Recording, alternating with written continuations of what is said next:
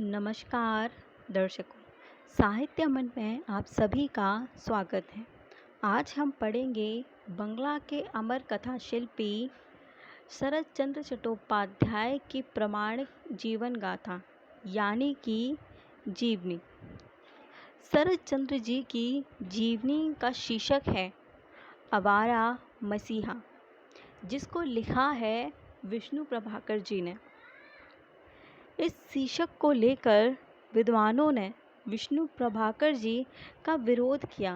वह मानते हैं कि जब वह आवारा थे तो मसीहा कैसे? इस प्रश्न का उत्तर उन्होंने आवारा मसीहा जीवनी के प्रथम संस्मरण की भूमिका में उत्तर दिया है कि आवारा मसीहा दो शब्द हैं, दोनों में एक ही अंतर है। आवारा मनुष्य में सब गुण होते हैं, पर उसके सामने दिशा नहीं होती। जिस दिन उसे दिशा मिल जाती है, उसी दिन वह मसीहा बन जाता है। अर्थात शरत चंद्र जी जब बच्चे थे तो वह बहुत शरारती और आवारा किस्म के थे। जैसे जैसे उन्होंने शिक्षा ग्रहण की और वह समझदार होते गए, उन्होंने समाज को समझा और समाज में हो रहे गलत का विरोध किया। उन्होंने विभिन्न सामाजिक मुद्दों को लेकर आवाज़ उठाई। उन्होंने विशेषकर वेश्या के जीवन को अपनी रचनाओं में उजागर किया और उनके लिए मसीहा बने। हम अब शरत चंद्र जी के और विष्णु प्रभाकर जी के बारे में जानेंगे। शरत चंद्र चटर्जी की गणना भारत के ऐसे उपन्यासकारों में की जाती है जो सच्चे अर्थों में देश भर में अत्यंत लोकप्रिय थे। उनकी प्राय सभी रचनाओं का अनुवाद भारत की सभी भाषाओं में हुआ और वह खूब चाव से बार बार पढ़ी गई, आज भी पढ़ी जाती हैं।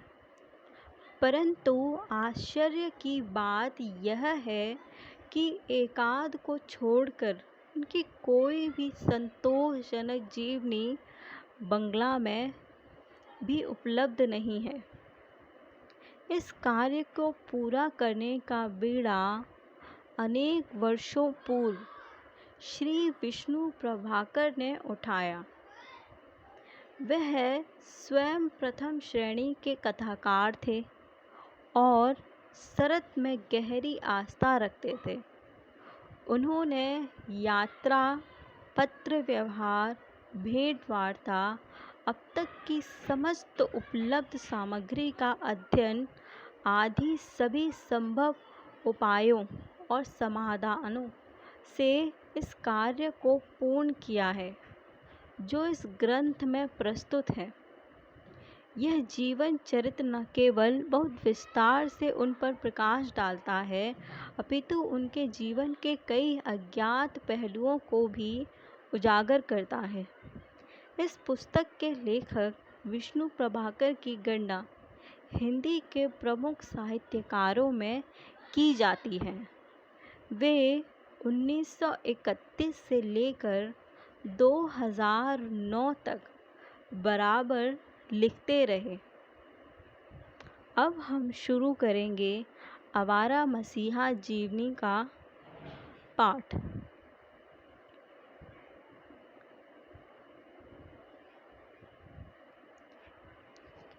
इस जीवनी में 3 पर्व हैं, यानी कि अध्याय। प्रथम अध्याय में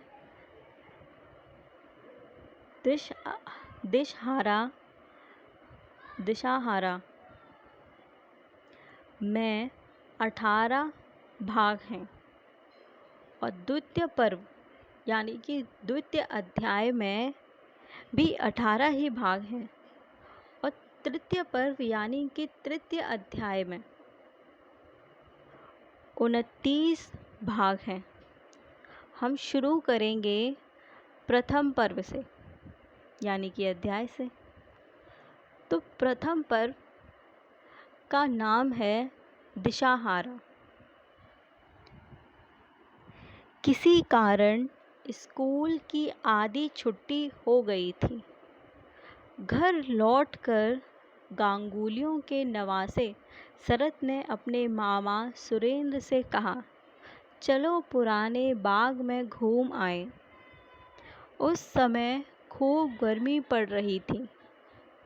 फूल फल का कहीं पता नहीं था, लेकिन घनी छाया के नीचे निस्तब्धता में समय काटना बहुत अच्छा लगता था।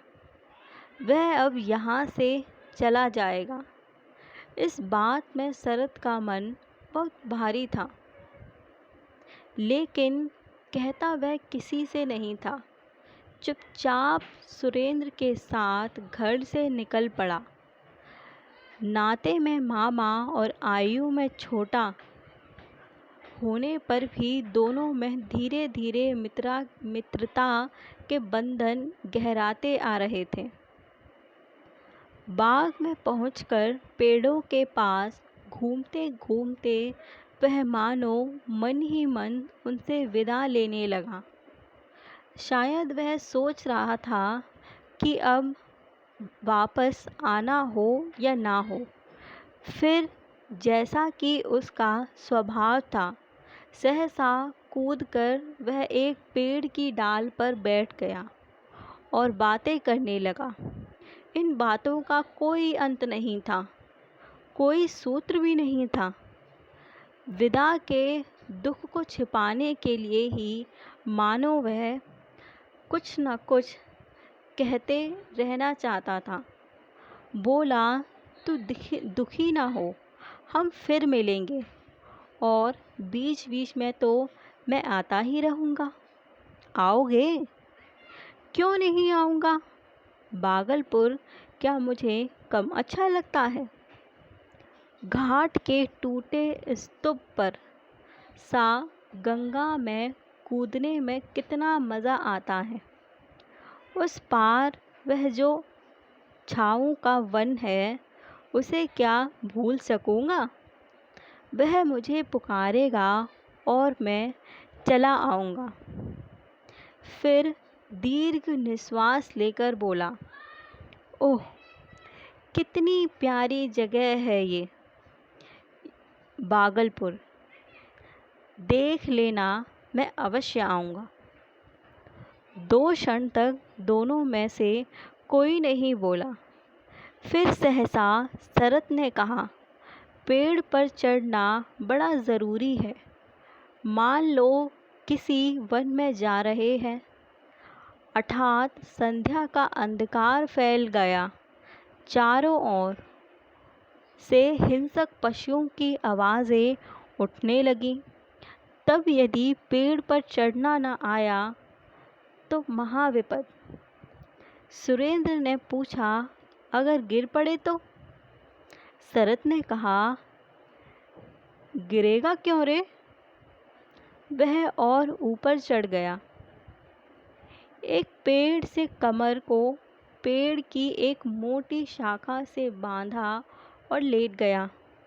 बोला, इस तरह सोकर रात काटी जा सकती है।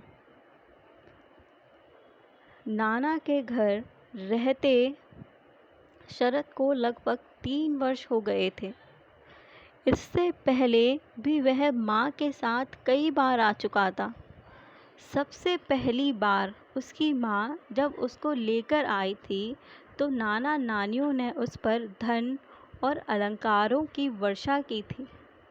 नाना केदारनाथ ने कमर में सोने की तगड़ी पहनाकर उसे गोद में उठाया था। उस परिवार में इस पीढ़ी का पहला लड़का था वह। लेकिन 3 वर्ष पहले का यह आना कुछ और ही तरह का था। उसके पिता मोतीलाल यायावर प्रवृत्ति के स्वप्रदर्शी व्यक्ति थे। जीविका का कोई भी धंधा उन्हें कभी बांधकर नहीं रख सका। चारों ओर से लांछित होकर वह बार बार काम-काज की तलाश करते थे। नौकरी मिल भी जाती थी तो उनके शिल्पी मन और दास्तां के बंधन में कोई सामंजस्य ना हो पाता।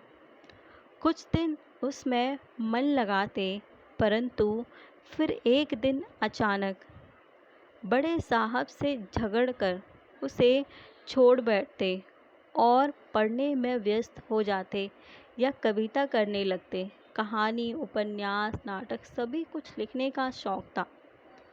चित्रकला में भी रुचि थी। सौंदर्य बोध भी कम नहीं था। सुंदर कलम में नया निब लगाकर बढ़िया कागज़ पर मोती जैसे अक्षरों में रचना आरंभ करते, परंतु आरंभ जितना महत्वपूर्ण होता, अंत होता उतना ही महत्वहीन। अंत की अनिवार्यता मानो उन्होंने कभी स्वीकार ही नहीं की। बीच में ही छोड़कर नई रचना आरंभ कर देते।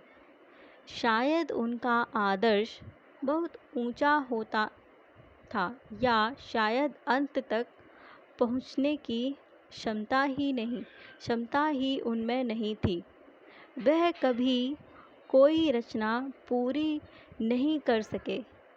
एक बार बच्चों के लिए उन्होंने भारतवर्ष का विशाल मानचित्र तैयार करना आरंभ किया, परंतु तभी मन में एक प्रश्न जाग आया, क्या इस मानचित्र में हिमाचल की गरिमा का ठीक ठीक अंकन हो सकेगा?